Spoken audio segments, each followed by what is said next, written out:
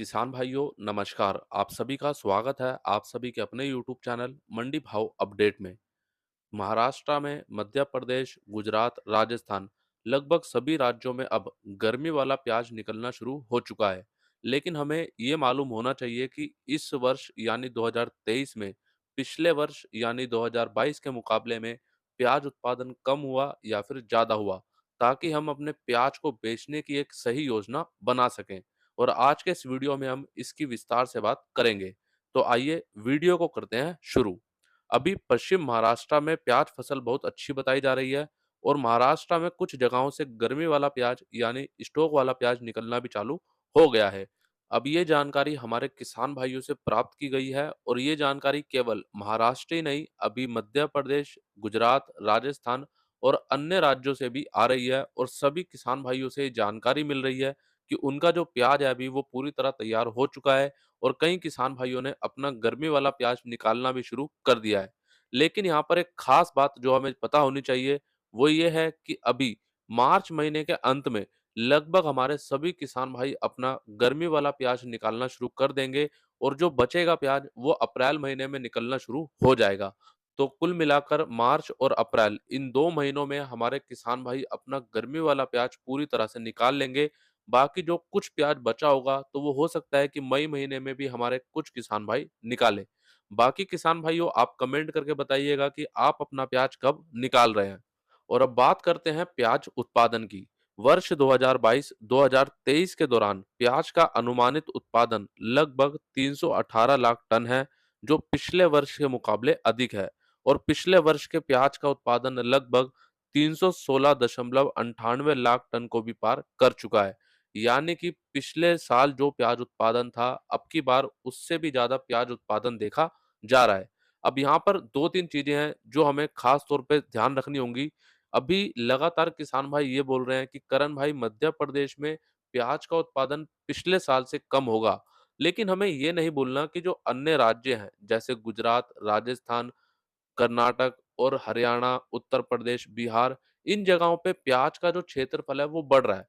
तो कहीं न कहीं अगर मध्य प्रदेश में प्याज का जो क्षेत्रफल है कम होता भी है, प्याज का उत्पादन कम होता भी है, लेकिन इन सभी जगहों से जो मैंने अभी आपको बताई, यहाँ से इसकी कमी पूरी होगी और इसीलिए प्याज का उत्पादन पिछले वर्ष के मुकाबले ज़्यादा देखा जा रहा है। और जैसा कि भारत में लगभग सभी राज्यों में प्याज का उत्पादन होता है, इसमें महाराष्ट्र का उत्पादन लगभग 43% है। लेकिन पिछले कुछ वर्षों में प्याज के उत्पादन में महाराष्ट्र थोड़ा-सा पीछे है, क्योंकि अन्य राज्यों में प्याज का क्षेत्रफल बड़ा है। वहीं मध्य प्रदेश में प्याज उत्पादन लगभग 16% तक है, जबकि गुजरात और कर्नाटक का प्याज उत्पादन लगभग 9% है। इस बार मध्य प्रदेश में नासिक लाल प्याज की अगर बात करें, तो आवकों में पिछले वर्षों जैसा दम नहीं देखा गया और अभी भी मध्य प्रदेश में प्याज की आवकें कम ही देखी जा रही हैं। कुल मिलाकर कहने का मतलब ये है, महाराष्ट्र और मध्य प्रदेश में अगर इस वर्ष प्याज उत्पादन कम होता है और जैसा कि हमारे किसान भाइयों से लगातार जानकारी मिल रही है, मध्य प्रदेश में हो सकता है पिछले साल के मुकाबले इस वर्ष गर्मी वाले प्याज का उत्पादन कम रहे, लेकिन महाराष्ट्र में लगभग सामान्य देखने को मिलेगा या फिर ज्यादा देखने को मिलेगा।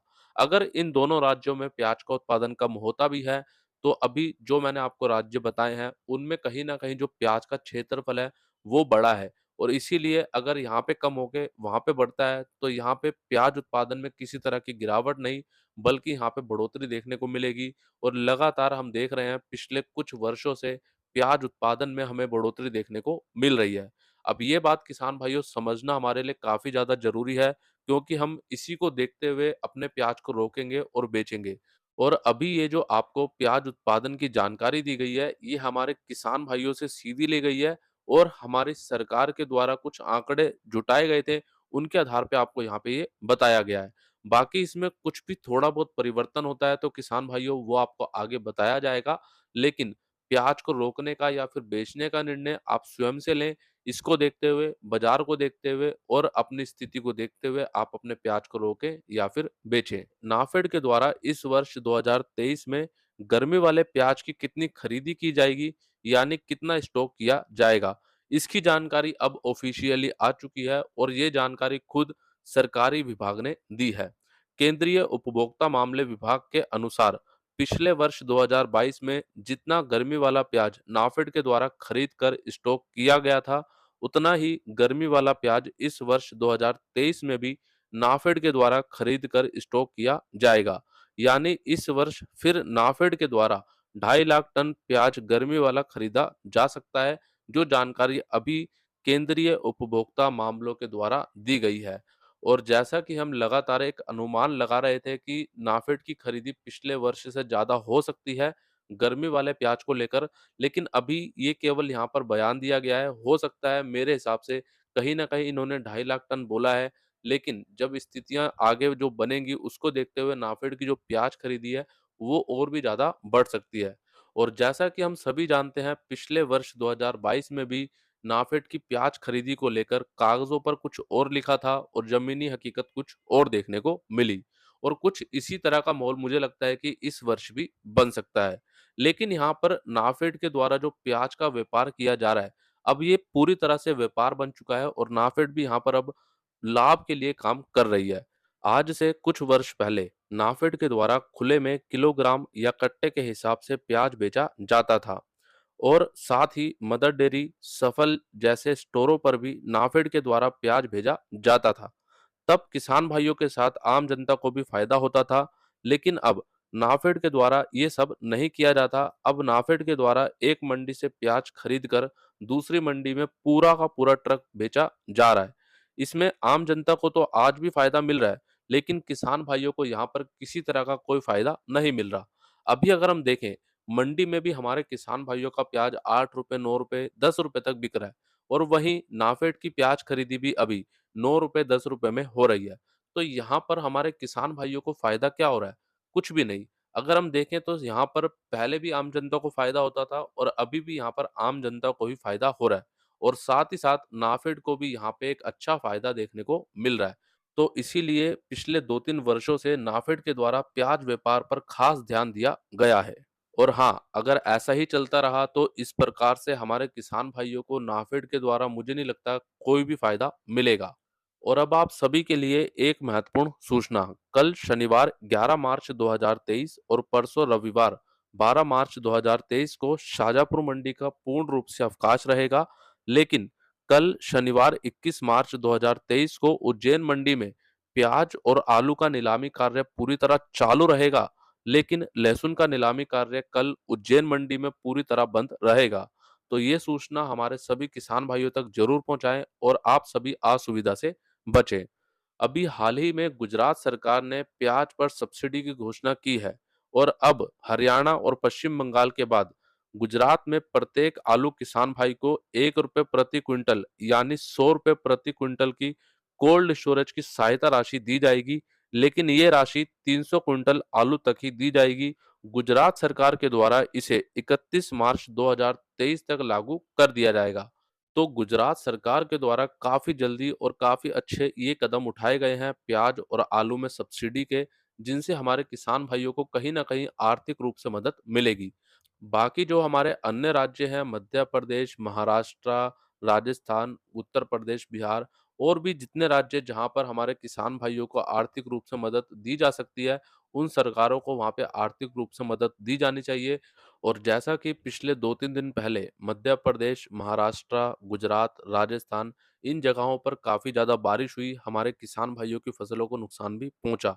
लेकिन किसान भाइयों अब आपको एक बार फिर से सतर्क होना पड़ेगा, क्योंकि मौसम विभाग ने अब यहाँ पे एक संभावना व्यक्त करी है, खास तौर पे मध्य प्रदेश को लेकर।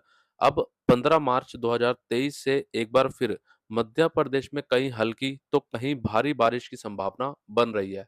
और इसीलिए जो भी हमारे किसान भाई खेती से जुड़े कार्य कर रहे हैं, तो थोड़ा-सा अभी इस सूचना को ध्यान में रखते हुए करें, क्योंकि 15 मार्च के आसपास कहीं न कहीं मध्य प्रदेश में एक बार फिर से हमें बारिश देखने को मिलेगी। तो चलिए अब बात करते हैं, आज बैंगलोर मंडी में नए प्याज की आवक रही लगभग 290 ट्रक की, जो कल के मुकाबले थोड़ी-सी बढ़ी है। और आज बैंगलोर मंडी में कर्नाटक का नया प्याज ₹500 से ₹1700 और महाराष्ट्र का नया प्याज ₹400 से ₹1400 तक बिका। वहीं बात करें प्याज निर्यात की, तो कल 9 मार्च 2023 को घोसडांगा बॉर्डर से लगभग 92 प्याज के ट्रक बांग्लादेश में निर्यात किए गए और कल घोसडांगा बॉर्डर से नासिक का नया मीडियम मोटा प्याज भारतीय रुपए के हिसाब से लगभग ₹19 से ₹21, नासिक का नया गोल्टा-गोल्टी प्याज ₹16 से ₹21, गुजरात का नया प्याज ₹17 से ₹20, सोलापुर का नया प्याज ₹18 से ₹21, मध्य प्रदेश का नया प्याज ₹14 से ₹20, सुख सागर का नया प्याज ₹12 से ₹14, महाराष्ट्र के नगर का नया प्याज ₹19 से ₹21 और पश्चिम बंगाल के हंसखली का नया प्याज ₹14 से ₹17 तक बांग्लादेश में निर्यात किया गया। कल गोशडांगा बॉर्डर पर प्याज निर्यात भाव में औसतन ₹2 तक का सुधार देखा गया है। तो ये बहुत अच्छी बात है कि आवकें यहाँ पर बढ़ रही हैं, लेकिन हाँ, थोड़ा बहुत सुधार जो कल के मुकाबले हमें देखने को मिला है।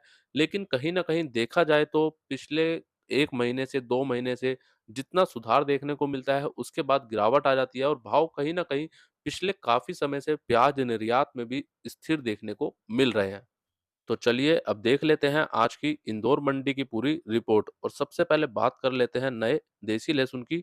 नया देसी लहसुन आज एक्स्ट्रा सुपर माल ₹4500 से ₹5500 तक, सुपर लहसुन ₹4000 से ₹4500, एवरेज लहसुन ₹3000 से ₹4000, मीडियम लहसुन ₹1500 से ₹3000 और बारीक लहसुन ₹500 से ₹1500 तक बिका।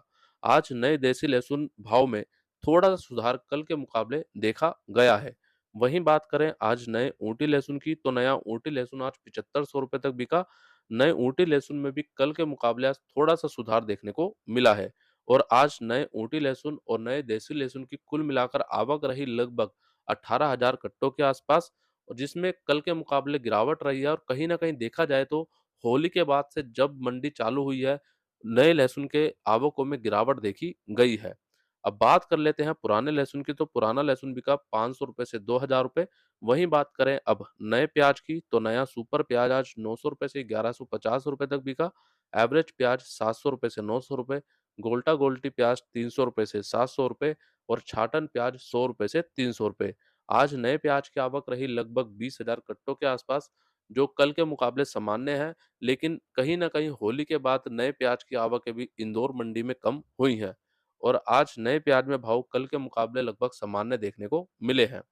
और अब अंत में बात करते हैं नए आलू की। नया एलर आलू बिका ₹500 से ₹1000, पुखराज आलू ₹500 से ₹1000, ज्योति आलू ₹700 से ₹1050 और राशन आलू ₹500 से ₹1000 और गुल्ला माल ₹300 से ₹600।